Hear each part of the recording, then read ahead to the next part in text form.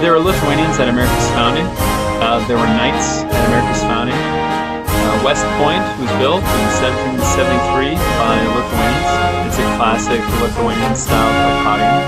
A podium is the Latin for a fortress, an academy, a mint. West Point is one of the most successful institutions anywhere on earth. It was built by Lithuanians and Polish. The Lithuanian tradition before 1937 included the DEMS of KYRIOS, which means House of Lords. That was the origin of constitutions the whole world over. The Polish-Lithuanian Commonwealth was the Commonwealth prior to 1937.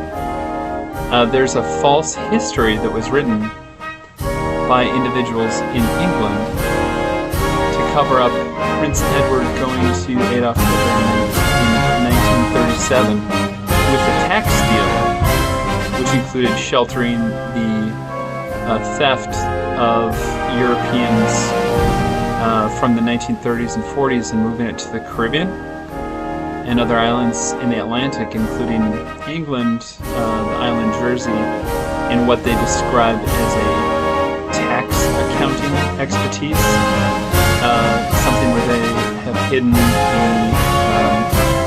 theft of some of the worst regimes the whole world over since the 1930s in a way that's abnormal for our species and also unacceptable. They didn't have a monarchy before 1937. They describe being Emperor of India, a claim that doesn't check out, which is actually a contract between England and India, which I elaborate in my other writing. But the description that America and England had a special relationship is false. America was founded by Lithuanians, by Polish, by Prussians, by Dutch, by French. All the archaeological evidence points that way. The attachment of words from England actually went the other way. There was a Mark Twain before Samuel Clemens. Mark Twain is German. Mark was multiple currencies from Germanic peoples. They'd go back to the 18th century and before. And Twain translates to two, to the number 2, to Deus, to Divas, who's the supreme jagthetic being, which is to say that there wasn't a guy in Elmira, New York, who came up with Mark Twain. It's a pen name that existed before. That's important because the real King Arthur was American. He was one of the builders of West Point. Prussian people will say that it's Frederick William II Batavian. Polish will say that it's Tad Kozico. Some will say it's both, and that their father-son, that Frederick William III, was Tad Kozico, which is a very good read on history, because the Polish Constitution translates to the American Constitution like there's similar doctrines that originate from a single cadet line of Lithuanian Polish kings.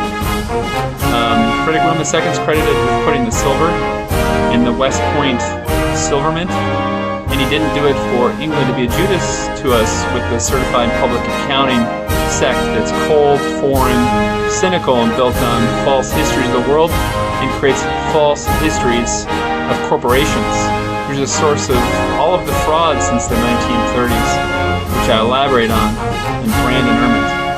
Because America was better off without the foreign influence of the England certified public accounting sect. We had something better of licensed knights that had an annual license that was renewable, revocable, that had actually done operations in science, and were sent on the hero's journey as knights, rather than just given a lifetime achievement award for playing guitar for Freddie Mercury. We're at war with England certified public accounting. Join us.